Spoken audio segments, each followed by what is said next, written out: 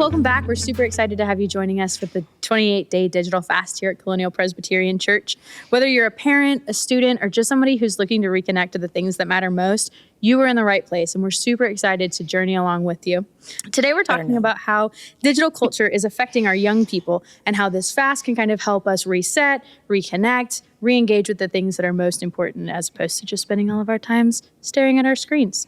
So let me hit you with a couple of facts that are probably going to make you cry. You ready? Yep, I'm ready. All right. Did you know that young adults aged 18 to 24 have the highest rates of reported loneliness, with 79% saying that they feel lonely at least once a week, despite being the most digitally connected generation? These are people who use their cell phones for social media, to talk to their friends. They are always using their laptops, their tablets, their cell phones in order to do their jobs or to do school, and yet they feel more alone than any other generation. Yeah, that's a sad stat. It is. It's really sad. Over 50% of college-age adults report feeling digitally fatigued, citing constant notifications, endless scrolling, comparisons on social media as major contributors to stress and anxiety. I know you've heard me say before how many times I want to just chuck my phone in a lake because I'm so tired of hearing the thing ding. Yeah. Everybody seems to be feeling that way. We're all just overwhelmed and overstimulated by all of these digital notifications, feeling like we never really get to turn off, if you will. Yeah. But it's not just the young people, not just young adults. Let's go even younger. Tell me about some kids. So it's been really interesting because I'm finishing up my master's in psychology, and I'm actually very specifically focusing on how digital media impacts young kids, specifically high school and under. So let me hit you with some sad stats. You ready? Go. Did you know that children ages 8 to 12 spend an average of 4 to 6 hours a day on screens, which means that they're not spending time outside, they're having reduced physical activity, and actually it's contributing to 50% drop in outdoor play compared to their parents' generation, which is crazy to think about. That is crazy. These kids aren't drinking from the hose. No. And they're not running outside until the streetlights come on. No. And here's another heavy one for you. Research shows that the majority of tweens and teens, which for those of you guys who are curious is ages 13 to 17, have already been exposed to pornography online, with many reporting they first saw it by the age of 10 or younger. Wow. Yeah. And it's important for parents to know that. It's important for ministry people to know that. And it's important for our congregation to know that that's what our young people are dealing with. It's so crucial for us to be plugged into what they're seeing.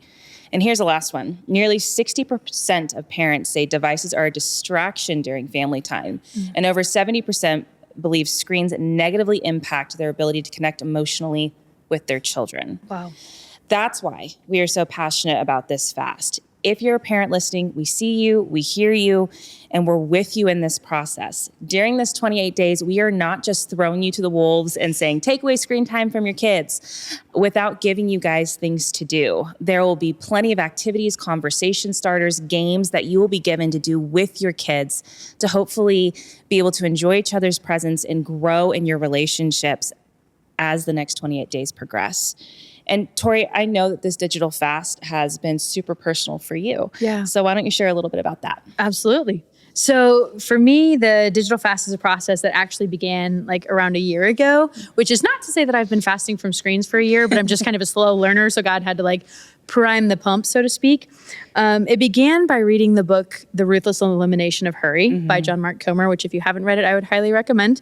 And he really just encourages the reader to take this long, kind of deep, profound look at your life and consider, where can I find the slowness? Where can I find the peace? Where am I just running from thing to thing? And how am I being kind of battered against the waves of our life? And he began by setting the table of this idea of something called a rule of life, which actually began way back in church history with a book called The Rule of Life by St. Benedict.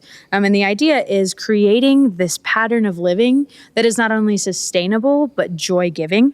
And so he's kind of talking about that in relation to our devices. What does it look like to have a rule of life when it comes to our devices? And I was just really intrigued by like this boundaried, peaceful life when it comes to my devices. So that's kind of where it started. In a conversation with a friend around the same time, he challenged me with a question: when you're resting, are you actually resting, or are you just distracting? And I know for myself and for so many of us, when we, have our downtime and we're resting, we're actually just sitting there scrolling TikTok, binge watching movies, watching as many episodes of a TV show as we can possibly get in. Yeah. And it really got me thinking about like, how do I use my phone? And when I come home from work, am I actually resting? Am I just like living this life of distraction? And I know nobody around here believes it, but I am in fact an introvert. I actually really do need like silence and Confirmed. solitude. And so when I come home from work, especially on a Sunday afternoon when I've been, talking a lot, I really need that like silence and solitude time to recover, rest and recover. And so instead of, opening up my phone and scrolling TikTok for a couple hours or Instagram, what would it look like to do something different? Because the former, I was just like so exhausted. It's like, I'm not actually resting my heart, my soul, my mind, anything like that. Right. I hadn't given myself silence and solitude. I just kind of sold my soul to any voice that wanted a piece of it. And so for my New Year's resolution this year, the Lord led me to learn deeply how to rest. What does it mean to be still?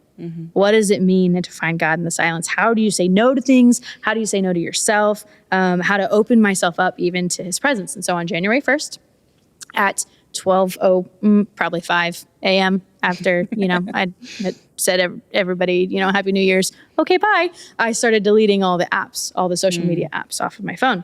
And I thought to myself, like, okay, let's see how long this lasts. Like the goal is to do it for a year, but let's see how long it lasts. And for the first few days, I was like twitchy and a mess. And, I'd grab my phone and be like, oh, it's not there anymore. It's gone. And finally, I realized there was this like mix of disappointment and relief. And I was like, well, okay, something is changing. Like I'm beginning to break the habit, but I'm also sensing some relief and something different. And so about a weekend, I wisened up and I put my Kindle app and my Bible app where my Facebook and Instagram apps had been on my phone. So like, the muscle memory, you open it up and you're like, Facebook isn't there anymore, but you know what? There's my Bible. I'm going to read my Bible instead. And I know reading the Bible digitally is maybe not exactly the way that we're trying to move this, but it was really helpful for me in breaking that habit of kind of replacing it with a better habit. And so after, how many months are we in? Three in 2 days. I've read 52 books and 8 books of the Bible. And that's how much time I was spending on social media instead. All of this time that I could have been doing something different, I was spending on social media. I even slugged my way through numbers. Like, I made my way through numbers with a whole new attentiveness. That's it was impressive. Great. It was great. Yeah. But I think that this key takeaway through this whole thing has been my ability to pay attention, both to people, to the Lord, like to the things that I'm actually physically doing. My mind's not distracted with the sounds of reels or kind of trying to plug everything into some algorithmic content. My emotions are actually in the place where I am. I'm not distracted in all of these different ways. I'm able to pay attention in a whole new way. And I felt before like I couldn't even connect with the people that were sitting right in front of me. Because my brain was just jumping from thing to thing. That whole 8-second like memory turnover, lose into a goldfish. Right, our memories are not doing great. And I couldn't be silent long enough to like hear the Lord. I couldn't still my soul long enough to hear the Lord. And so I was driven to this fast out of a desire to encounter God and to better love his people. And while I definitely don't do either one of those things perfectly, I certainly feel like there is this new slowness to my life where I'm able to engage with people. I'm able to engage with the Lord. And I have the attention span to even try. And there's a quote in the Digital Fast book by Christine Walters, a painter, that I'd love to share. And it says, "The desert is a place of deep encounter, not of superficial escape. It is a place of being stripped down to the essentials that forces us to let go of all the insecurities we cling to in life, even our images of God, so they might be transformed." And I think when we think of this fast, in a sense, it's kind of like a desert. We're kind of wandering out into this wilderness where all of these things that we cling to, the expectations of what it looks like to be a successful woman, a well-educated woman, the hot girl mindset, we don't know what they are in the wilderness. We don't have those guidelines anymore. And yet we're out there and we have this opportunity to meet God in a whole new way, to be transformed by him. There's a wilderness out there just waiting for us, empty of the overstimulation, the emotional manipulation, the constant availability, the dopamine hits, the loneliness, and God is waiting for us out there. And that's the space that I want to be. He's waiting for me to finally quiet my life enough to where I can actually hear him. Because sometimes I think his speaking actually sounds shockingly like silence. And, I love this image of our souls kind of looking like river water in a jar. we're this beautiful mix of water and earth. And sometimes we spend so much time just running and going and moving and being overstimulated, even if it's just on the screen in our pocket, that we never allow ourselves the time to settle. And we can't see anything, and we're muddy and we're messy. But when you begin to silence some of these things, when you begin to let the dust settle and take control of ourselves back from our phones, the dust falls to the bottom and the water begins to clear. And we can finally find that peace, that stillness, that opportunity to interact and to commune with the Lord and connect with people, which I think is what's really, really important. Yeah. So yeah, tell me about yours. I know you've kind of started this journey anew, and funny. So at the beginning of the year, I actually said like, hey, I think I'm going to delete my social media and do all these things. Like, would you want to do these with me? And you're like, let me think about it. I'm like, nah. Let me think about thank it. you. So what changed your mind? What brought you around to doing the digital fast? So I think for me, it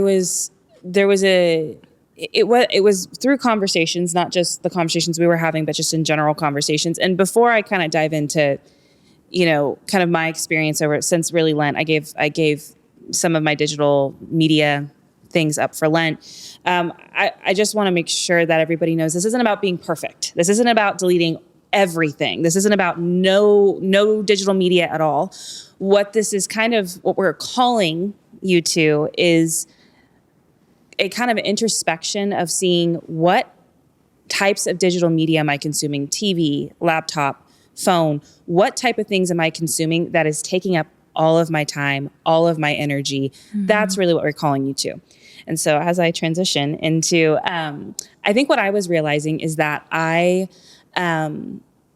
was spending a lot of time. I'm a reader, and Tori and I did a reading challenge last year, and She smoked me. I did smoke her. Even with social media. And so I think what I was realizing is I was using social media as a way to, and in particular for me, it was TikTok, which I swore in 2020 I would never download. And then I got sucked into it. Don't download it if you haven't yet. But I got sucked into the sphere of TikTok, and I would sit there, and I think it was one day it was a Saturday. It was a day off. It was cold outside, winter. I'm a Californian to the core. So I was scrolling through TikTok, and I realized that like 3 hours had passed, and I call it doom scrolling. It's just where you start scrolling and then you look up and it's 3 hours later and you're like, what has happened? And I'm in a master's program. Like, I don't have time to be just giving away 3 hours of my life. And so Lent came around, Ash Wednesday came around, and we were kind of talking about it as a group, and Leonard, who is the youth director over at the SKC campus, decided to jump on board. So we all decided to kind of, Tori continuing to give it up for Lent, obviously for her fast, and then we gave it up for Lent. And so it's only been about, 30 days-ish, somewhere in there. And here's what I can say. This past month for me has been eye-opening in a lot of ways. I think I was actually truly shocked to see how much time I was giving away to these apps. For me, my cell phone, it's right there. I was giving away so much time and so much energy and focus to these apps and not even realizing it. It's that mindless scrolling through social media, checking notifications, mindlessly bouncing between apps had become second nature. And I hadn't realized just how much of my day was being consumed by it. And once I stepped away, it was suddenly like I had all this extra time that I didn't realize I was missing. And with that time has come some really good replacement habits.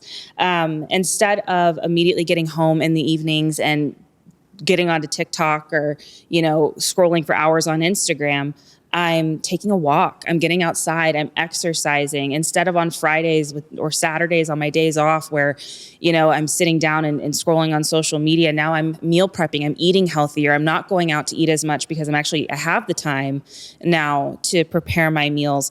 I'm enjoying outdoors because I'm actually getting outside, shocking. I'm touching grass. We found turtles while we were walking. Lots of turtles. And actually, one of the biggest benefits that I've seen is in my conversations with family and friends, I'm fully present. I'm not this half listening, half paying attention. anymore. I'm actually fully engaged with the people that I'm with, and my focus and my attention span has vastly increased.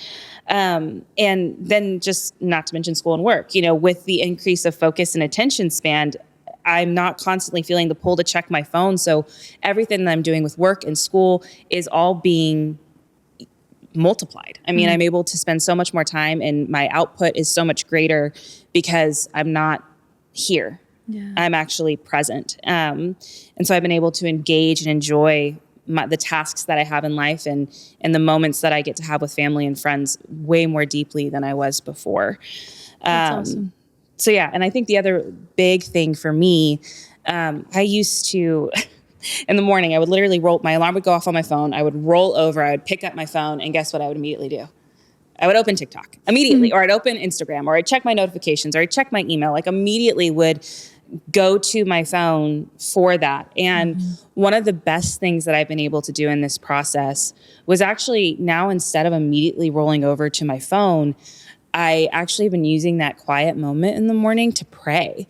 And, we talk about like replacing these things, we're not asking you to give up everything, but to find little things that you can replace. And what I can tell you is, from having experienced this, replacement of praying instead of immediately going to my phone has truly shifted my days. Instead of approaching my day with immediately, all of the negative things in the world, I'm approaching my day with a God focus, which has changed how I interact with people.